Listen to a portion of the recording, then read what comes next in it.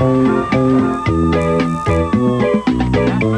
du monde est à 7 heures, annonçait le téléviseur. La fin du monde est à 7 heures. Avant d'aller voir les amis, il faudra leur téléphoner. Il y a un temps pour chaque chose, la vie elle, ce n'est pas rose. La fin du monde est à 7 heures. Il reste 1 heure avant la fin du Le monde. ciel s'est enfin mis d'accord, éliminons de l'univers la race humaine par la mort. La parole est à Jupiter, envoyons donc un météore sur cette engeance que j'aborde, sauf sur Gertrude que j'adore. Mardi 6 avril 1999, parler au téléphone en roulant, c'est dangereux. C'est vrai, Madame Lise Wattier s'est déjà cassé une jambe en roulant ses airs au téléphone. Je préfère zézayer, c'est beaucoup plus prudent. Et au Canada, les agences de sécurité se multiplient à un rythme épeurant. D'où les expressions populaires, copuler comme un Pinkerton et mettre bas comme un Garda. Bonne fin du monde, mesdames et messieurs. Tout d'abord, des nouvelles de moi. Eh bien, la télévision est en ébullition. À preuve, ce soir, TQS présente la première émission de la série 2000 ans de Bog avec Jean-René Dufort ou Jean-Michel Dufaux, en tout cas un des deux. Vous ne ferez pas la différence anyway. Et dès cet été, bande de chanceux, vous aurez droit, savez-vous, à la version estivale de la fin du monde. Oui, que j'animerai et qui s'appellera La Brèche BQ. Une émission toute en couleur, vraiment sans prétention, empreinte de bonne humeur et d'un petit brin de folie. C'est le genre d'émission qui se regarde tout seul, en sirotant un bon verre de tang. Et ce soir, je ne serais pas supposé faire ça, mais au diable et cachotterie, je vous présente immédiatement les meilleurs moments de la première émission. Alors, regardez ça. On rit, on chante, on reçut. Oui, c'est l'heure de la brèche BQ. Chez nous, il ne pleut jamais. Oh non, ma brochette est à point. Oh, la brèche BQ. En montagne ou en vallée, l'ami vient rider mon poney. Oh, la brèche BQ. Bon mardi tout le monde. Bon mardi. Merci infiniment d'être là. Le soleil brille. C'est une journée absolument magnifique. Hein? Il fait beau aujourd'hui. Vous êtes, alors on a devant moi un groupe de... Vous êtes d'où? De Montréal. Et vous travaillez où? À TQS. Ben bravo, merci beaucoup d'être là. Un groupe de TQS. Alors, on est en forme et si vous voulez bien, tout de suite ce soir, on va passer à notre invité chouchou cadeau du jour. C'est une très grande amie à moi. C'est ma complice de toujours. Évidemment, c'est une très grande dame de théâtre. Vous l'aurez tous reconnue, mesdames et messieurs. Janine Suto est avec nous ce soir. Janine, je vous en prie. Bonsoir, Janine. Bonsoir, asseyez-vous. Asseyez-vous. OK. Janine Suto. Yeah. OK. Janine, vous êtes... Oui. OK. Les garçons. OK. Ah, c'est très gentil, Janine, d'abord de vous être déplacée ce soir pour venir nous voir parce que vous êtes au théâtre, évidemment, vous êtes au théâtre. Là, vous avez pris la 10, vous avez pris la 20, vous avez pris vous avez pris la 30, je pense. Ça débouche-tu, là, un petit peu, la 30, là? Oui, Marc, absolument. Ça débouche comme ça, jamais débouché. OK. Et la pièce que vous jouez s'intitule? Mémé dans le Puisard, c'est un boulevard. On rit chaque soir avec mes camarades Raymond Bouchard, Normand Chouinard et Muriel Millard et Joe Beaucamp est en léotard. Ah, c'est très bien. Parlant de léotard, c'est là maintenant de la chronique activité plein air détente VIP. Suivez-moi, Janine. OK.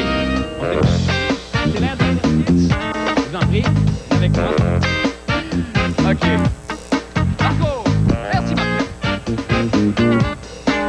OK, alors ce que...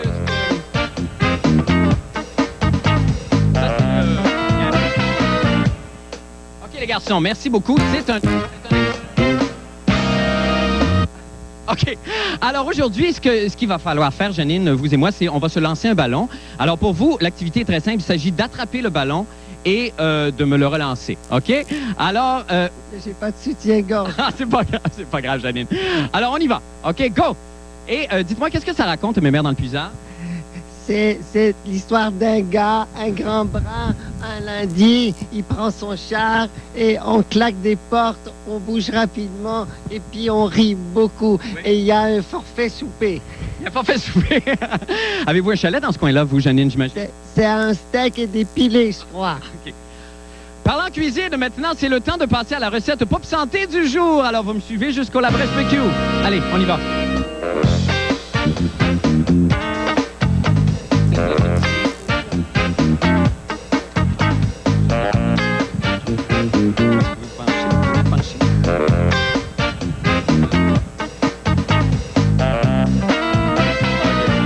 Merci, les gars. Alors, ce qu'on...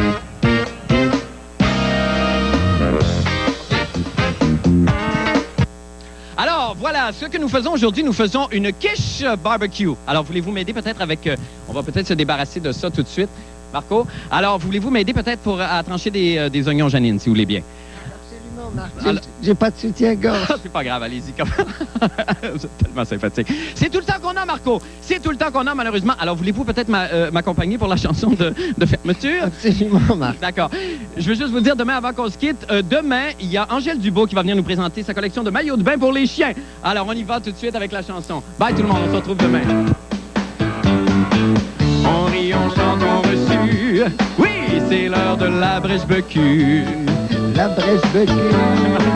Chez nous, il ne pleut jamais. Oh non, ma brochette est à point. Oh, la brèche BQ. En montagne ou en vallée. Allez, l'ami, viens rider mon poney. Oh, la brèche BQ. Bye tout le monde, à demain. On se retrouve demain. Même heure. C'est la brèche BQ. En tout cas, je ne sais pas si vous savez, mais moi, je connais un animateur qui a commencé à faire de la place sur son foyer pour un Gémeaux. Maintenant, pour les nouvelles de la fin du monde, eh bien, les conversations sur cellulaire en voiture inquiètent de plus en plus les autorités. Même s'il est évidemment difficile d'en faire la preuve, les automobilistes distraits par la manipulation de l'appareil téléphonique seraient la cause d'un nombre important d'accidents. Le reportage de notre nouveau correspondant à Rome, Flavio Di Salvio.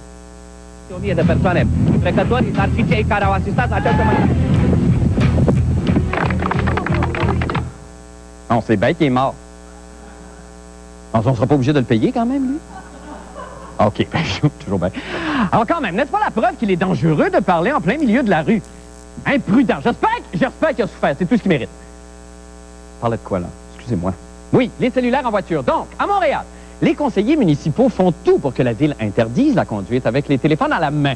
M. Jean-René Dufort s'est demandé, lui, si leur cause était juste. On écoute ce que ça donne.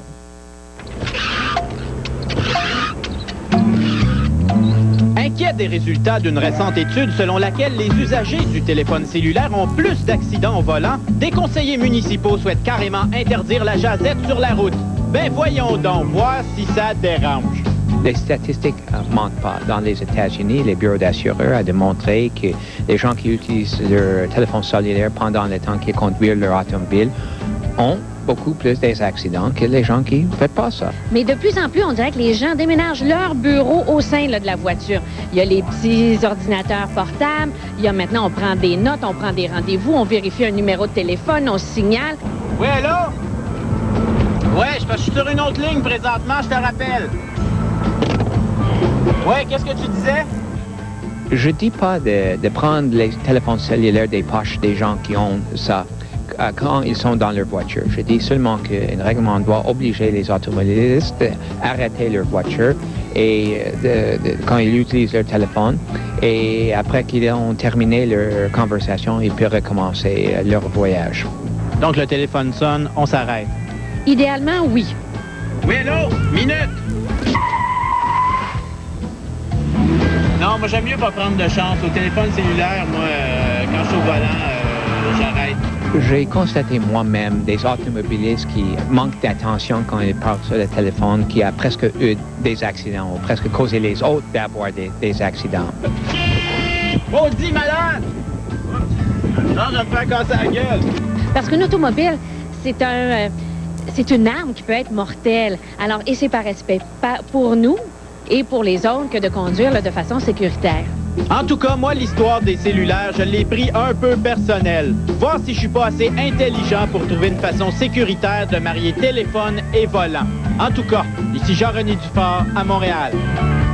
Hey, on est de retour avec Jean-René, qui lui-même prêche par mauvais exemple. C'est vrai que vous êtes un utilisateur assidu, hein, vous? Oui, oui. Non, fou. Bon, Jean-René, comment on peut légiférer quelque chose comme ça? Où est-ce qu'on trace la ligne à partir du moment À ce moment-là, il faudrait interdire aux belles filles de se promener sur la rue. Il faudrait interdire à Marie-Chantal Toupin d'annoncer. Ben, comment on peut légiférer, effectivement? ben, il faut que ça soit une réglementation. Si réglementation il y a, il faut que ça soit provincial. Parce que si c'est municipal, on va pouvoir parler à Côte-Saint-Luc, à Outremont. Donc, il va falloir que ça soit... Mais c'est un peu comme la ceinture de sécurité. Donc, mais est-ce qu'on a vraiment besoin de légiférer pour ça? Parce que, selon certains, c'est le téléphone à main, à bras, la maillotche qui fait que c'est dangereux. D'autres disent que c'est vraiment l'intensité de la conversation, qu'on ait un petit téléphone à micro ou de la grosse maillotche. C'est vraiment quand on se fait annoncer. Oui, c'est pour ça, évidemment, que c'est pas simple. Mais là, les assurances, vous me disiez peut-être que les assurances vont s'en mêler éventuellement parce qu'on peut toujours retracer à partir du moment, par exemple, s'il y a eu accident, à quelle heure la personne parlait au téléphone. C'est ça qui va être intéressant de voir si jamais c'est démontré hors de tout doute qu'il y a des causes d'accidents qui sont vraiment supérieures, les accidents, le taux d'accident est supérieur par rapport à ceux qui ne parlent pas au téléphone. Bien, les compagnies d'assurance pourraient inscrire ça dans votre contrat. C'est-à-dire que tu n'as pas le droit de parler au téléphone et si jamais tu es pris en accident en parlant au téléphone, ben tu n'es pas couvert. Et c'est très facile parce qu'on peut regarder ton compte de téléphone cellulaire et l'heure où tu as été en accident. Et là, on paye pas. Exactement. Ben, hey, Jean-René, c'est tout le temps qu'on a. Bonne chance pour l'émission ce soir. Jean-René, un gros merde. On vous souhaite l'envol du poussin. C'est tellement touchant, ça. Hein? Ça vous met-tu tout mal, ça? Je suis pas un poussin. Non. Merci beaucoup, Jean-René. Oui, ça sonne. Non, là, c'est pas... ça va faire une petite pause. Nous revenons avec la fin du monde en bref. Restez avec nous. C'est pour toi.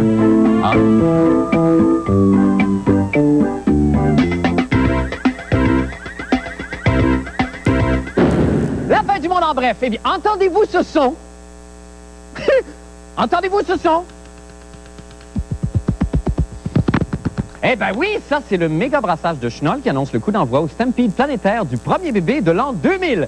C'est en effet à compter de cette semaine qu'hommes et femmes doivent s'accoupler afin de fabriquer l'enfant le plus médiatisé du nouveau millénaire. Certaines compagnies d'aliments pour bébés ont même produit un vidéo servant à encourager les couples à se joindre à la frénésie procréatrice.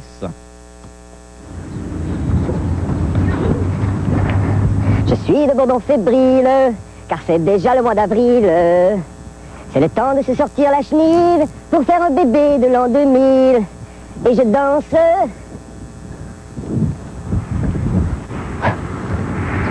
Ah oui, je danse.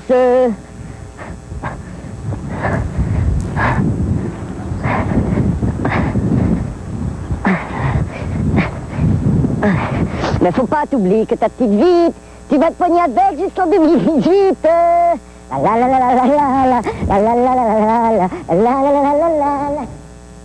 Vite, il me faut une femelle, vite.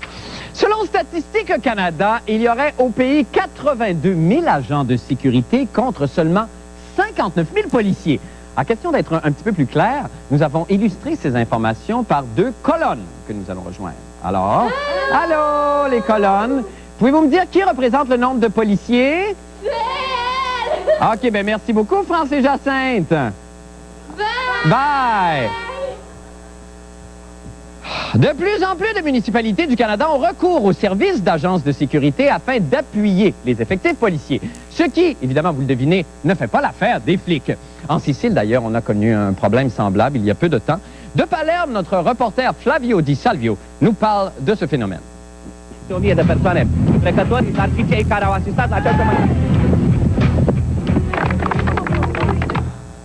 Coudon, lui, un maudit incompétent. Mais non, mais la base du journaliste, quand il y a une auto en feu, tu t'enlèves d'un jambes? Niaiseux. Heureusement, Patrick Masbourian n'est pas comme ça. Voici son reportage. On écoute. Monsieur Masbourian, il y a eu des menaces, on a attenté à votre... Oui, tout à fait, effectivement. Ben, c'était inévitable. Hein. Il fallait que ça arrive à un moment donné. Avec le travail qu'on fait à la fin du monde, c'est tout à fait compréhensible. Salut. Côté sécurité à la maison aussi? Ben là, effectivement, donc on a exigé... L'agent de sécurité?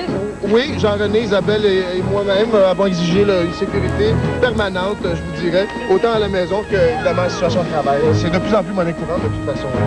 Oui. OK, c'est ça. Cette croissance de la sécurité privée dans les municipalités et même de la sécurité privée en général est relativement nouveau. Pour donner un ordre de grandeur, pour 15 000 policiers au Québec, il y avait autour de 25 à 28 000 personnes dans le domaine de la sécurité privée. Et depuis 15 ans, c'est monté à 45 000. Donc, pour chaque policier, il y a dorénavant 3 personnes qui travaillent comme agents dans les agences de sécurité privée. Effectivement, on connaît des années incroyables. Les gens sont extrêmement soucieux de leur sécurité. C'est incroyable ce que les gens font comme demande au niveau des services de sécurité. C'est sûr qu'il y a des choses qu'on ne peut pas donner, qui sont pas légales. Alors, c'est sûr que... Mais on voit que les gens, là, ils sont vraiment préoccupés par la sécurité. Dites-moi, est-ce que c'est votre garde du corps derrière qui nous surveille là, depuis tout à l'heure? Non, c'est pas lui.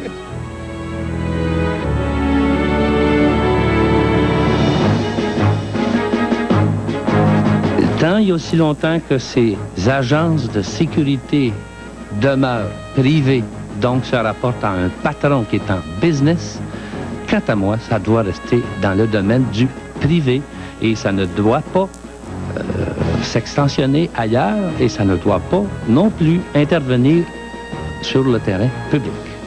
Moi, au contraire, je suis d'avis que si on fait une bonne évaluation de la situation, on s'en va vers quelque chose qui est pas mal intéressant. Une collaboration entre le citoyen, entre la police, mais aussi avec l'intégration de ce qu'on appelle la sécurité privée. Là, on commence à avoir une place, puis les gens commencent à réaliser qu'il y a un paquet de tâches que la sécurité privée peut faire, à coût beaucoup moindre que la police, puis peuvent être aussi bien faits par ces gens-là. Hey, c'est là-dessus que nous allons rejoindre M. Masbourian. Patrick, bonsoir! Oui, M. Labrèche, bonsoir! Bon, là, évidemment, mais ça doit faire l'affaire des municipalités, parce que là, le salaire des policiers versus le salaire des gens qui travaillent pour les agences en question est beaucoup plus élevé. Quelqu'un, je pense que c'est presque la moitié qui fait par heure, ou quelque chose comme ça. Effectivement, on peut définitivement trouver, en tout cas... ça peut coûter 2 fois moins cher et peut-être même encore plus. Là, ça reste à évaluer. Mais facilement, on peut trouver sur le marché des gens prêts à travailler à 10, 11, 12 $ de l'heure et des gens qui peuvent donc accomplir pour certaines municipalités des tâches du genre, bon, les contraventions au niveau du stationnement, par exemple, etc., ou une surveillance générale, surtout la nuit, par exemple. Mais là, votre avis personnel, comment ça se fait que les Canadiens sont de plus en plus entichés de sécurité alors qu'il paraîtrait, selon certains chiffres, que le taux de criminalité baisserait? En fait, ça reste à voir si le taux baisse à cause de ça, justement. C'est ce qui est intéressant, c'est qu'il y a une corrélation et effectivement, les gens qui étudient cette question sont plutôt portés à penser que cette utilisation peut-être abusive des services de sécurité privée sont définitivement responsables de cette baisse annuelle d'environ 5 % depuis peut-être le début des années 90. Bon, ben si c'est le cas, tant mieux, on est heureux. Si vous l'êtes, je le suis, Marc. Ben, c'est extraordinaire. Merci beaucoup, Patrick. C'est comme ça que ça fonctionne, vous le savez. Je le sais bien, une équipe, c'est ça, une famille. Merci beaucoup, Patrick. Je vous embrasse. Nous allons faire une petite pause et nous revenons avec d'autres nouvelles dans les sports. Restez là, je vous en prie. Quoi encore? Quelle a été la principale occupation des commentateurs sportifs le week-end dernier? Je sais pas. Je réponds avec le cœur. Ils ont démonté leur abri Tampoloud. C'est pas juste un CD-ROM, c'est du Pierre Légaré cybernétique. C'est génial. Voici justement Paul et sa chronique sportive. Paul, bonsoir. Bonsoir, Marc. Mon Dieu, vous avez un air affligé ce soir, Paul. Non, ça va aller, ça va aller. Qu'est-ce qu'il y a? Bon, il n'y a rien. Il n'y a absolument rien. Est-ce que je peux faire quelque chose? Non, pas du tout. Est-ce que vous avez regardé le match de baseball? Vous, hier, il n'y avait pas de match de baseball, évidemment, à la télé, parce que le sport professionnel n'intéresse plus. En fait, le sport n'intéresse plus personne. Mais voyons, Paul. Non, mais sérieusement, Marc, j'entre au meeting ce matin, je suis sûr que les gens vont être absolument en train de parler du match. Notre équipe était pour s'enthousiasmer. Quand tu dis que les frères Guerrero, hier, ont obtenu 6 coups sûrs, Vladimir, un coup de circuit retentissant en première manche, 4 points produits, 3 en 5. Performance remarquable de Dustin Hermanson. Et de quoi on parle au meeting quand je rentre ce matin? De toute façon, je parlais tout seul de sport, comme d'habitude. On parle, les gars parlaient d'Omerta, les filles parlaient de Yannick Margeau. Je dis, qu'est-ce que c'est que cette équipe? Ben là, Paul, c'est parce qu'on peut pas toujours, mon Dieu, vous avez besoin d'être materné, mais on peut pas toujours être avec De toute façon, ces chroniques-là, à quoi elles servent-elles? À vous divertir, mesdames et messieurs. C'est du jetable après usage. Oui. On fait de la bouffonnerie. Oui, c'est vrai. Oui, oui. Mais il n'y a pas de quoi se désoler à ce point-là. Non, mais je sens que j'ai perdu cette fraction de seconde qu'on avait ensemble l'an dernier. Oh, vous êtes dur? Oui, c'est désolé parce que je vais vous donner une preuve. L'an dernier, j'étais dans un restaurant du nord de Montréal et Daniel Pinard est entré, que je ne connaissais pas. Il est venu me voir et il a dit « J'apprécie grandement votre chronique des sports. » Ben, c'est gentil. J'apprends beaucoup de choses avec la chronique des sports et je n'ai pas eu de nouvelles de Daniel Pinard. Toujours est-il que hier, Oui. Oui, mais les gens ne peuvent pas se répéter comme ça continuellement. On a besoin de Mais on changer essaie un de petit peu tout- de conversation. On ne peut pas toujours vous appeler pour vous encenser, Paul. C'est pas possible. On aurait envie mais on peut pas. On peut pas. On a Et- d'autres chats à fouetter. Comme par exemple, comme aujourd'hui, là, Oui. c'était bon à la brèche BQ, mais c'est inspiré de quoi? C'est inspiré de la terrasse. Ça venait de la terrasse, c'est ça. OK. Vous faites un grand numéro d'acteur, là. Non, pas du tout. Sylvie Paulo de Drapeau. Et hier, justement, le Oui. coup de circuit de Vladimir Guerrero, moi, j'ai été obligé de le suivre à la radio. Pas une seule caméra de télévision pour nous les montrer. D'ailleurs, justement, heureusement, c'était d'ailleurs un très long coup de circuit, hein, vous allez le voir. Vous allez le voir. OK, Vous allez le voir. Oh, l'appareil frappé avec force au champ gauche, et on la regarde aller, celle-là. Elle est partie! Oui! Vladimir Guerrero! Ah!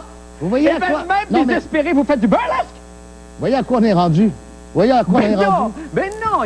Parce que ça se peut pas, une histoire comme ça, Il y a il est à un monde, là. Pittsburgh. Arrêtez. Voyons donc, c'est à quoi que la balle viendrait me C'est frapper? pas grave. Une bouffonnerie encore, Ben oui, c'est une des bouffonnerie. bouffonneries. Vous ah. êtes encore jeune, profitez-en, Paul. Vous pourrez plus faire ça. Faut qu'on se laisse, malheureusement. C'était le même casque, d'ailleurs, que France portait. Oui. En passant tout à l'heure. OK, parfait. Une autre de mes Merci idées qui a beaucoup. été Allons volée, faire ça une pause. encore. Revenons avec la Une autre de mes météo. idées qui a été volée encore. Il est merveilleux. Longtemps qu'il fera avec notre météorologue amateur de la semaine directement de la Guinée-Bissau. L'auteur, compositeur, interprète Lilisson dit Canara. Bonsoir, Lilisson. Bonsoir. Alors, comment allez? Aujourd'hui, ça va très bien. Ah, on est très Pendant que le soleil promène en Afrique en mini-jupe, moi Ah, ben là, je je vais suis être là. affreusement qu'Étienne, mais vous installez le printemps cette semaine, c'est vous, ça? Moi, je suis là prête à prendre la pente pour descendre un skido. Ah, OK, c'est merveilleux. Parfait. Très bon. Allez-y avec votre météo, Lilisson. Soyez heureux. Pendant que le soleil en Afrique prend de la mini-jupe, moi je suis prête à prendre la pente en skido. Allez, allez. Nous malale male kidigio c'est là. L'émission, c'est Au Au revoir, à demain.